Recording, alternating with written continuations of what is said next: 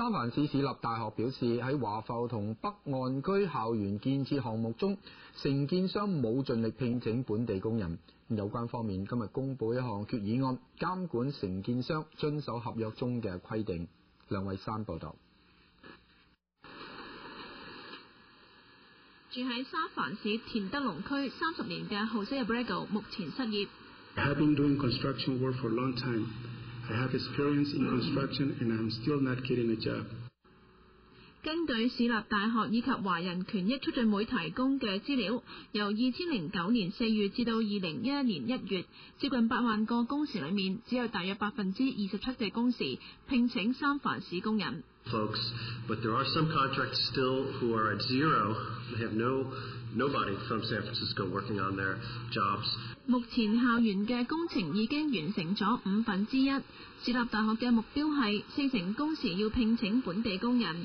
今日市立大學提出決議案，監管承建商遵守合約中嘅規定，創造本地就業機會，否則會有仲裁人介入調停。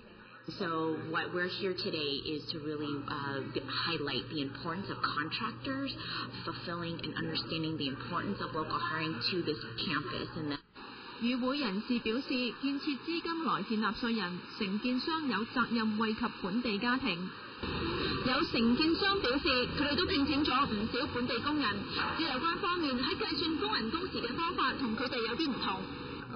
City College only recognizes the trade union workers. They don't recognize the management nor the security staff and some other staff. 佢表示，其實佢哋已經聘請咗35%嘅本地工人。對於盡力聘請嘅定義，三藩市市立大學董事表示，佢哋已經提出清晰指引，包括要查目前員工嘅住址嘅郵區號碼。有董事表示，比如聘請類似 Jose Abrego 嘅待業人士，都係盡力嘅例子。Can you just try to hire this guy? Right here. He's here. He's working. He's experienced. He lives in the city. Just try it. 26台記者梁慧珊報道。